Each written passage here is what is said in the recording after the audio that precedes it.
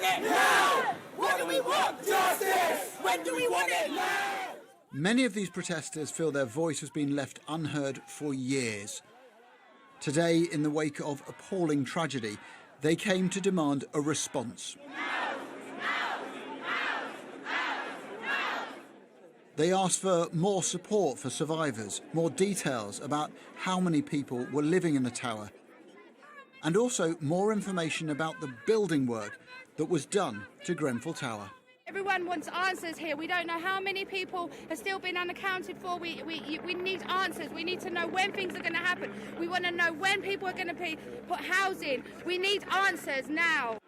The protesters turned their attention to the building, first hammering on the locked doors and then entering the town hall itself. Around 20 police officers came in to clear them, and by then the protest organisers themselves were also asking people to leave the building. If they'd wanted to make a point about anger and frustration, it had already emphatically been made. The public inquiry that has been promised by the Prime Minister is going to be appointed by and led and appointed by somebody who the Prime Minister appoints. We believe that is not impartial.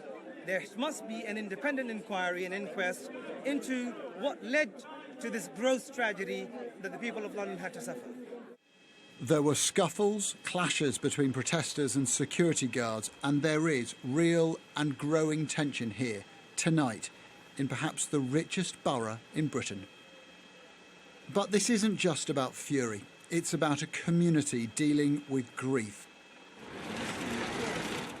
Today, the Queen and Prince William visited the sports centre where so many survivors of the fire took shelter.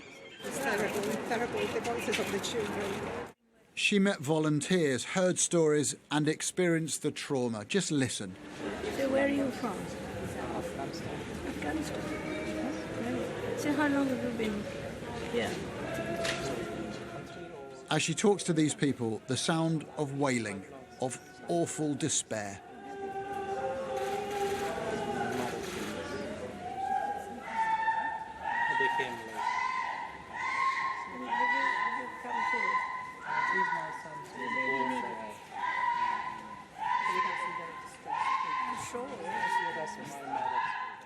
Prince William, a Kensington resident himself, has spoken before about the effects of trauma, of the fragility of mental health. The one thing I'm particularly worried about is everyone's sort of mental health in terms of first response. You guys are taking out the fire brigade, police, have seen an awful lot of horrendous stuff in a very short space of time, and I'm very conscious that people are going to be affected by that. As they left, there were plenty more people who wanted a word, and from the Prince, a promise. "I've got to go," he said. "I will come back."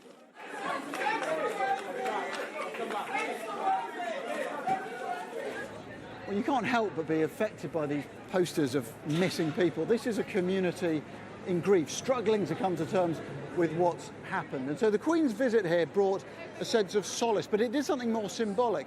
It demonstrated that the nation had noticed, that it cared about this tragedy. Now, that might seem obvious, but there are many people here who've told me they've complained for years about safety standards, and they feel that they were ignored.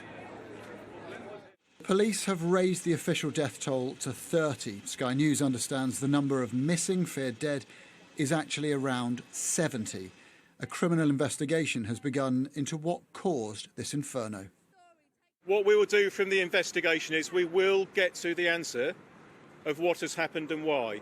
That is why the police have taken the lead for the investigation. And if criminal offences have been committed, it is us who will investigate that. As quick as we can, we will be recovering people and ensuring we've got a full search of Grenfell Tower. Sadly, I do believe that those numbers of those that have died will increase, and as soon as we can, we will share that with the families and then indeed the wider community. Grief, shock and now growing anger. This is a community that wants answers. Adam Parsons, Sky News, Kensington.